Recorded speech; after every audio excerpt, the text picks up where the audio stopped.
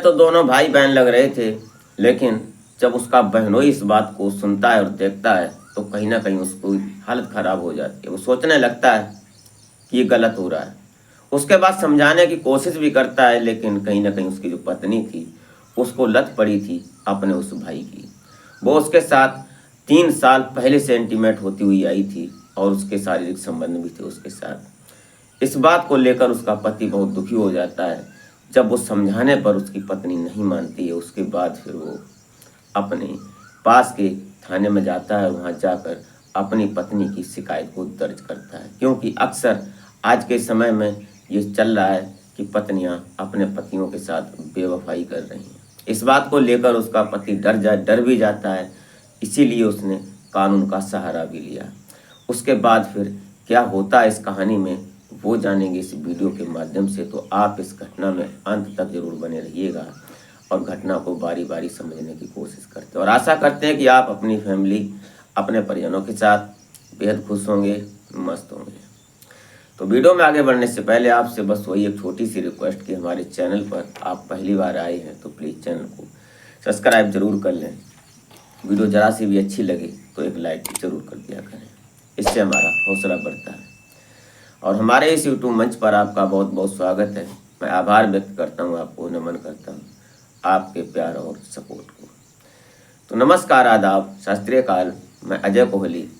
आज की जो सच्ची घटना मैं आपको सुनाने जा रहा हूँ, ये घटना राजस्थान, और राजस्थान का एक शहर पड़ता है बूंदी। इस बूंदी के रहने वाले लाखन सिंह, इनके परिवार में इन 3 लोग होते हैं। लाखन सिंह, उनकी पत्नी, और पत्नी के अलावा उनकी एक बेटी होती है। बेटी का नाम नैन्सी होता है। अब जो नैन्सी थी, अपने यहाँ पढ़ाई करने के बाद उसका जो पढ़ाई चल रही थी उस समय लगभग जब वो इंटर कर लेती है, उसके बाद उनके पिता सोचते हैं कि इसकी शादी हो जाए। लेकिन शादी तो वो तय कर लेते हैं, बात हो जाती है। कुछ दूरी पर एक लड़का मिल जाता है जिसका नाम होता है इंद्रेश। अब इंद्रेश का भी सिस्टम अच्छा था और ये वो पढ़ा लिखा था। उसने जो था वो इंजीनियरिंग का कोर्स किया हुआ था, इसलिए वो जॉब कर रहा था आसाम के गुवाहाटी में। इनकी शादी तय हो जाती है और शादी तय होने के बाद जब ये शादी हो जाती है, उसके बाद जो इंद्रेश होता है अपनी पत्नी नैन्सी को लेकर वो कुछ दिन यहाँ रुकता है अपनी मायके में, जो उसकी ससुराल थी वहाँ पर कुछ दिन रुकता है। उसके बाद वो सीधा गुवाहाटी लेकर चला जाता है नैन्सी को। अब नैन्सी थी वो अपने पति के साथ खुशी खुशी गुवाहाटी जाती है। उसको ललक थी कि गुवाहाटी जाएंगे, वहाँ का नज़ारा देखेंगे, वहाँ कुछ ऐसे पर्यटक स्थल हैं, वहाँ पर जाने की उसकी तमन्ना भी थी।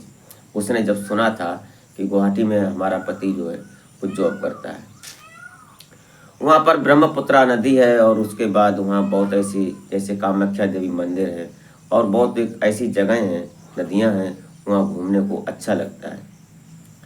ये सब सोचने के बाद वो अपने पति के साथ पहुँच तो जाती है। कुछ दिन गुजरते हैं, लगभग 1 साल हो जाता है धीरे धीरे, और उसके बाद एक दिन इसका जो भाई होता है, चाचा का लड़का, जिसका नाम शोभित होता है, और शोभित भी अपने यहाँ से पढ़ाई करने के बाद उसने भी इंजीनियरिंग का ही कोर्स किया था।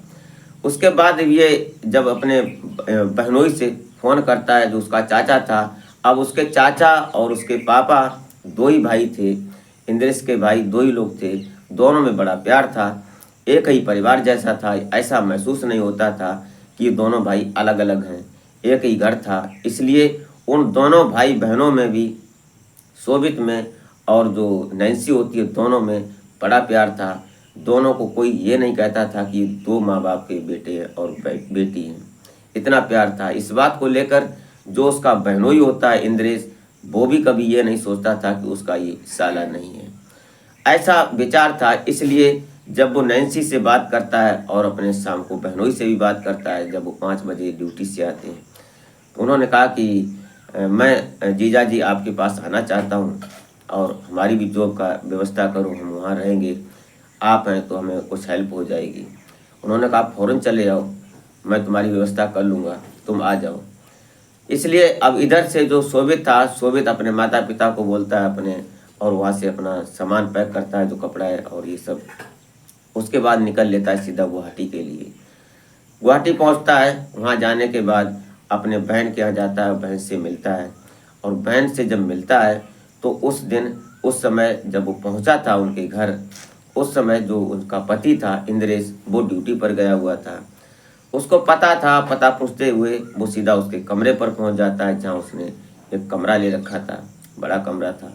वहाँ जाता है तो सीधा पहले अपनी बहन से वो लिपट जाता है, लिपट कर रोने लगता है कि बहुत दिन हो गए तुमसे मिले हुए। ये सब मिलने के बाद फिर वो दोनों आपस में इतनी तड़प होती है कि दोनों आपस में इंटीमेट हो जाते हैं। अब ये बात थोड़ा पीछे से लेकर चलते हैं, इनका जो बैकग्राउंड था उस पर बात करते हैं। शोभित और नैन्सी अक्सर जब छोटे थे, पढ़ते थे, जब वो इंटर में पढ़ रही थी, उसके बाद उस समय ये नैन्सी और शोभित हम उम्री थे दोनों। वो अगर 19 साल की थी तो वो 18 साल का था, ऐसे करके दोनों हम उम्री थे, चाची के और चाताऊ की। ये दोनों साथ में ही खेलते थे, साथ में ही सोते थे। और धीरे धीरे ये भाई बहन कब अपने आपस में इनके शारीरिक संबंध बन गए, ये बात किसी को कानो कान खबर नहीं हुई। और लगभग 3 साल तक नैन्सी और शोभित के आपसी तालमेल के मुताबिक धीरे धीरे इनके रजामंदी के तहत इनके शारीरिक संबंध भी बनते रहे।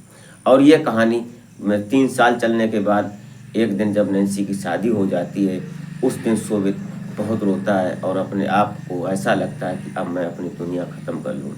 लेकिन नैन्सी जब जाती है उस घर से तो उसको बहुत समझा कर जाती है कि तुम कुछ नहीं करोगे, मैं तुमसे प्यार करती हूँ और प्यार करती रहूँगी, तुमको मैं अपने पास बुला लूँगी और उसके बाद तुम हमारे साथ ही रहना, कभी कुछ अलग नहीं होगा। हम शादी तो कर रहे हैं लेकिन मैं तुम्हारी थी, तुम्हारी ही बनकर रहूँगी। इन दोनों की बात के कन्फर्म थी, इसलिए ये बहाना था कि नौकरी का, कि नैन्सी के यहाँ जाएंगे, वहाँ नौकरी करेंगे उनके बहनोई के पास जाकर। लेकिन जब वो जाता है वहाँ तो वहाँ मिलता है, और मिलने के बाद आज लगभग 1 साल के बाद दोनों मिले थे और दोनों ने अपनी हसरतों को पूरा किया।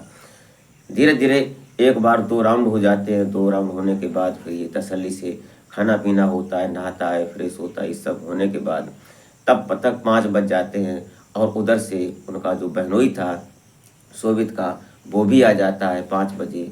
फिर कुछ खाने पीने का सिस्टम अलग हो जाता है और बड़ी सेवा और भगत होती है शोभित की, क्योंकि साला जो आया था इसलिए स्पेशल होता है उसके लिए कुछ।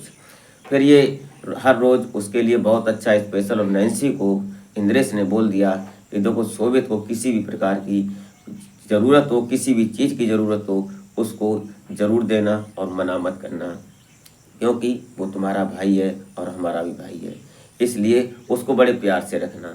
उसकी नौकरी की बात है वो मैं लगवा दूंगा और मैं बात कर लूँगा। ऐसे करके लगभग 1 महीना गुजर जाता है और इधर शोभित और नैन्सी का जो प्यार था वो परवान चढ़ रहा था। अब वो सुंदर थी, 1 साल हो गया था उसकी शादी का। अब वो शादी होने के बाद जो नैन्सी थी और निखर गई थी, वो और सुंदर हो गई थी। एक अलग कमरे में रह रही थी। जब यहाँ अपने मायके में रह रही थी तो कभी खेतों में भी जाती थी, स्कूल जाती थी, इसलिए इतनी साफ नहीं थी। और जब वो अपने ससुराल में अपने पति के साथ सिर्फ खाना बनाना और कपड़े धोना, उसके बाद कहीं बाहर जाना ही नहीं, इसलिए वो और सुंदर हो गई थी। तो अब जो उसका भाई शोभित होता है वो उसको टूट कर प्यार करने लगता है और ये कहानी परवान चढ़ जाती है। लेकिन उसके बाद जब शोभित की पास में ही जो उसका बहनोई होता है इंद्रेश, वो जॉब लगवा देता है।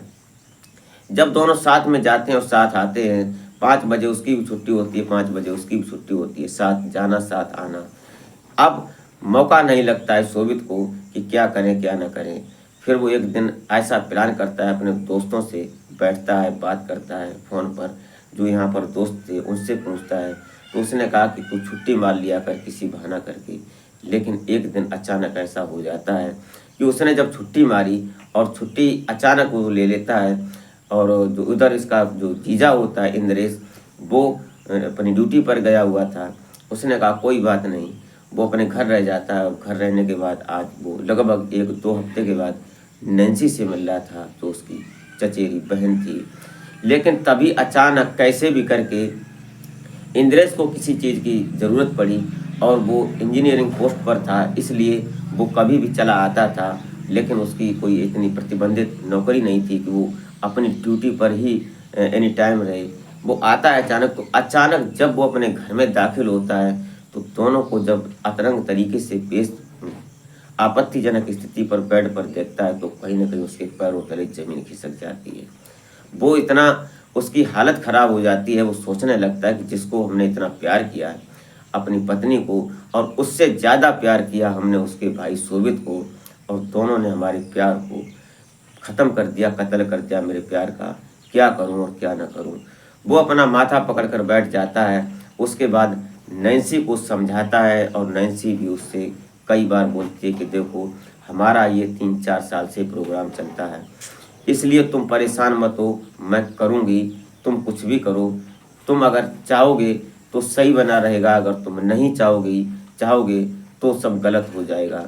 इसलिए आप परेशान मत हो, मैं तुम्हारी पत्नी हूँ, लेकिन शोभित मेरा प्यार है, मेरा भाई भी है, मैं इसको नहीं छोड़ सकती, मैं तुमको भी नहीं छोड़ सकती।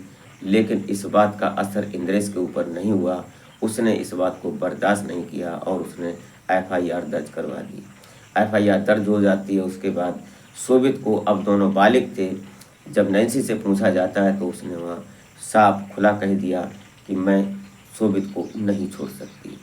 अब दोनों बालिग थे, कानून भी क्या कर सकता था, इसलिए फिर वो दोनों वहाँ से निकल जाते हैं, उनका तलाक हो जाता है। इंद्रेश अपना सा मुँह लेकर रह जाता है। दोस्तों, आज वो दोनों चचेरे भाई और बहन एक साथ हो जाते हैं और पति पत्नी के रूप में रहने लगते हैं।